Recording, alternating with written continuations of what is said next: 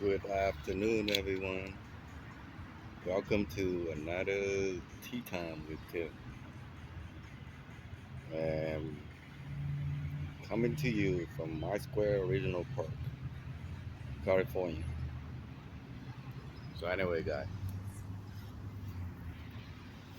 sorry for the hand over the camera with you. So today I'm doing a little bit different. I was gonna go, to the going out to the ocean and give you some good feel from there. But I got kind of busy, so I kind of had to stop short. Drive. Yeah, it's about, I guess, 5 miles from my house. So should be.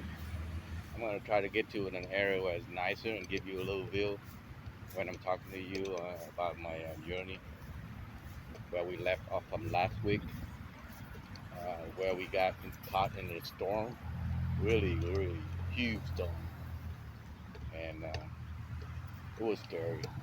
So I was praying and asking the pilot of the boat, find somewhere safe for a while before, until the storm calmed down and we can move on. So I'll be back with you once I set up. All right. Guess what, guy? I got lost. This park, the reason it's called My Square Park, its side of the park is like almost 1 mile long. So if you do a complete surrounding walk, you put in 4 miles. So if you are practicing for a half marathon, I guess 3 times around the park will give you 12 miles, almost half a marathon, right? But anyway, it's too big. I guess there's two different man-made lakes in this park. The other one is a little bit bigger that they rent out the boat during summertime, the paddle one that you can paddle around. But this is a smaller one over here. But anyway, so after every praying with the pilot of the boat, like, we need to turn around, get out of this storm. I don't know how big this storm was, but you know, you ever look into a salad bowl when it was empty, and you just see a little speck of a peanut in the middle of the salad bowl? That's exactly how I feel. That's how little we are in the middle of this storm. It was scary, man. I still have traumatized from this event. So, so he finally turned around and hit. I guess when we were on top of the wave, he can see afar where there's like a little island. So okay, we're gonna hit that way to the island and hide in there. And luckily, that island turned out to be two small islands. So if you slide in between the two islands, you be safe from the storm, from the big wave and all that stuff. So we went in there. I think it took almost 6 hours to get to that island. Even though you see when you're out in the open sea, things look out there, but it's really far, far away from you. And of course, the boat doesn't go that fast. It's like really slow. I don't know how fast that little boat can go, but it takes forever. Once we get there, we stay there. You remember how the Malaysians give us food? We told them we're gonna go to Australia, so they give us tons of food, and we were hanging out there eating food that they gave us. Of course, it's an island, so there's a few you know, young men that can swim really good. They're working on a boat, so they know how to swim. So they swam into the island and saw that there's a waterfall. That's great, man. That's water supply, drinking water. And you guess how long we stayed in between that island? We stayed there for almost 2 weeks. Yeah, 2 weeks. Cause we got water, we got food. There's no need to go anywhere. Meanwhile, the Malaysian Navy is, I guess when they sent us out, they knew we're gonna get hit into a storm, so they sent their Navy to go look for us to see if anybody, I don't know, whether to look for dead body or broken part or pieces of the boat or something. But they were looking for us for 2 weeks. And during that time, 2 weeks, right, a lot of local Malaysian fishermen, they drove by, they saw us, they come aboard. And of course, they didn't rob us, but they come aboard and we tell them what we need. We trade them for gold, and we will give them gold if they go get it. So we live like we live in style. Even though we're sitting on the boat in the middle of nowhere, we live in style. As long as you got money, man, you'll be fine. No matter what, it's true. Wherever you at, you know. So yeah, we were there for 2 weeks, and finally, the Malaysian Navy. I guess the fishermen get the word to the people local, and then somehow the Navy know where we at, and they came, and we saw them from afar, like right before dark fall. So everybody say, no, we don't want to go out there in the open sea. We don't want to go Australia. It's dangerous. We might die out there. So everybody come to an agreement that we're gonna stay here. So the what do you call it? The the rule out in the ocean and the sea. If you find a disabled boat, you have to save them, no matter what. So the mechanic of the boat go down, where the engine at, and destroy that engine. I don't know what he did. So the Malaysian Navy sent them. We told them that our boat is broke. I mean, cannot go anywhere.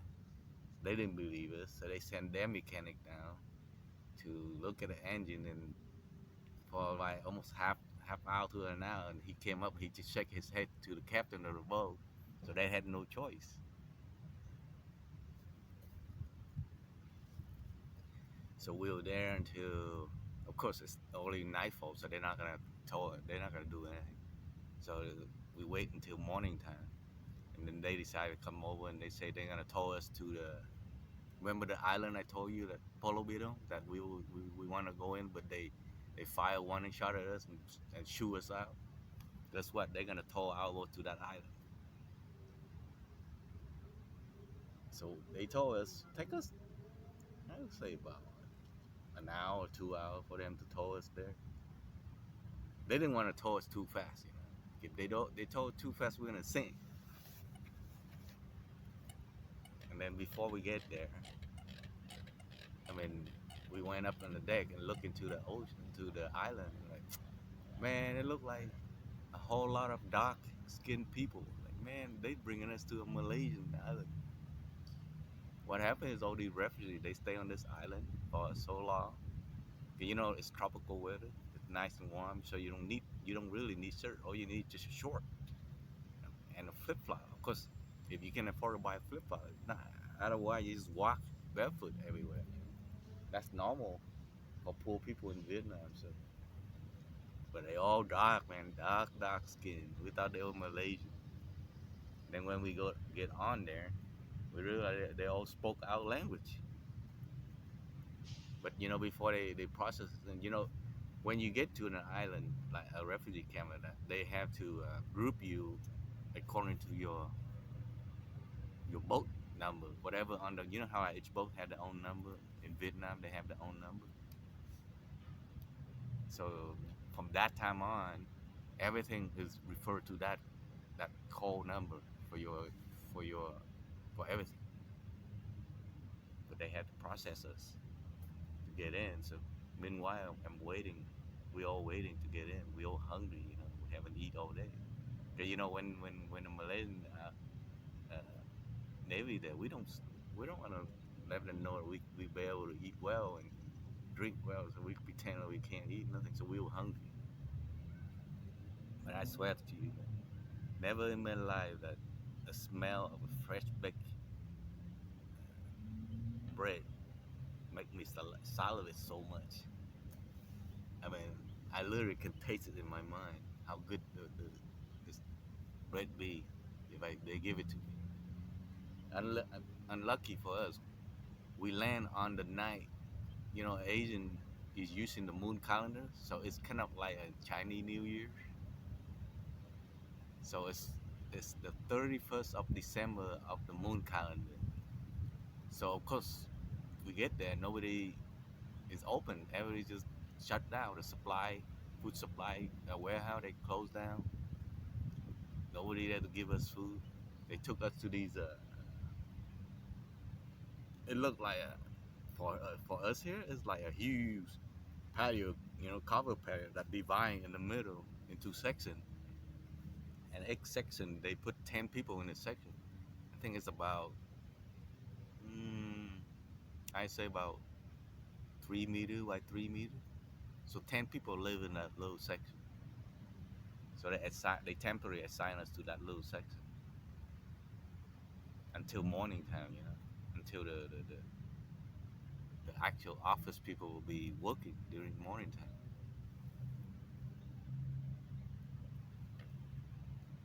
But we're hungry. The people that there already, they feel sorry for us, so they give us a little bit of rice or whatever they can scrape up and give us. I mean, literally, we all just have like one handful of cooked rice and with some dry meat that they give us until morning time. And yeah, morning come around, we uh, we then move from that temporary section into another assigned section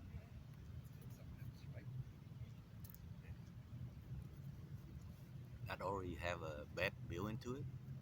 But the problem is the bed is built just like a bunk bed. 5 people sleep on the top, 5 people sleep on the bottom. Of course, we fresh, literally, we fresh meat on the island. We don't have anything. Cause when you sleep in an area like that, you need mosquito net. Otherwise, they're gonna eat you alive. So you have all night long. My, especially my mom. Back then, I was a kid. I didn't know. I just sleep.